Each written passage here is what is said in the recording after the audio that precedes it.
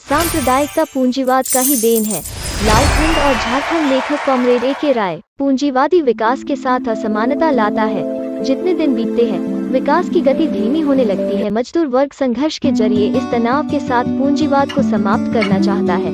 मध्यम वर्ग जो पूंजीवाद की एक उपज है, समय समय पर इससे टकराता भी है। सांप्रदायिक संघर्ष के जरिए कुछ फायदा लेकर पूंजीवाद को मजबूत करता रहता है। संक्षेप में कहा जा सकता है कि सांप्रदायिकता पूंजीवाद की ही देन है। आज जो सांप्रदायिकता हिंदुस्तान की राजनीति में संकट पैदा किए हुए है, वो कोई सामान्य सांप्रदायिकता नहीं है।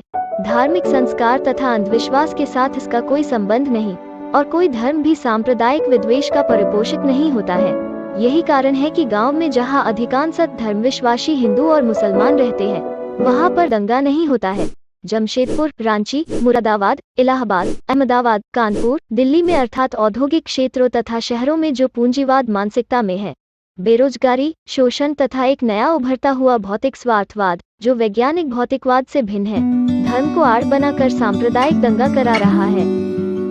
समय के साथ पूंजीवाद का विघटनकारी चरित्र राष्ट्रीय क्षेत्र में कुछ दिनों के कारनामे में स्पष्ट होता है। शुरू में औद्योगिक क्रांति के जरिए पूंजीवाद की एक विकासमान महत्वपूर्ण भूमिका थी। सांप्रदायिकता का सवाल इस रूप से उभरता नहीं था, बल्कि प्रसारिक उत्पादन व्यवस्था विभिन्न समुदायों तथा जातियों को घुला मिला देता था। आज असम में बाहरी लोगों की व्यापक आबादी पर सांप्रदायिक तनाव खड़ा हुआ है, लेकिन ये लोग जब आए तब सवाल खड़ा नहीं था।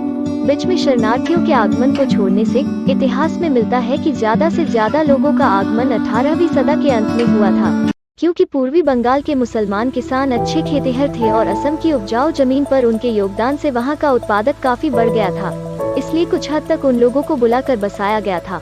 उसी प्रकार असम के चाय बगीचे के उत्पादन के लिए छोटा नागपुर से लाखों आदिवासियों को वहां ले जाया गया था। वहां उनका स्वागत हुआ। किसी विदेशी का सवाल तथा सांप्रदायिक भावना नहीं पनपी। आज जब आना जाना प्रायः ठप हो गया है, तब यह सवाल पैदा हो रहा है। एक ही चित्र त्रिपुरा के लिए भी सही है। छोटा नागपुर इलाके में कोयला खदान आदि में काम करने के लिए बाहर से काफी हरिजन लोग इस इलाके में लाए जाते थे, जिस अर्थ में गोरखपुरी कैंप बना। लेकिन उन लोगों के साथ ग्रामीणों का कभी तनाव पैदा नहीं हुआ। यहाँ तक कि छोटा नागपुर के राजा लोग आगे बढ़ के उत्तर बिहार, उत्तर प्रदेश से ब्राह्मणों को बुलाकर इस क्षेत्र में बसाए। इससे भी कोई सांप्रदायिक समस्या नहीं पैदा हुई। ये सब पुराने लोग आज भी समाज के साथ मिलकर रहते हैं, एवं बहुतों ने झारखंड का समर्थन किया है। अर्थात बाहरी होने से ही सांप्रदायिक समस्या पैदा नहीं होती है। सांप्रदायिक तनाव एक मानसिकता पर निर्भर है।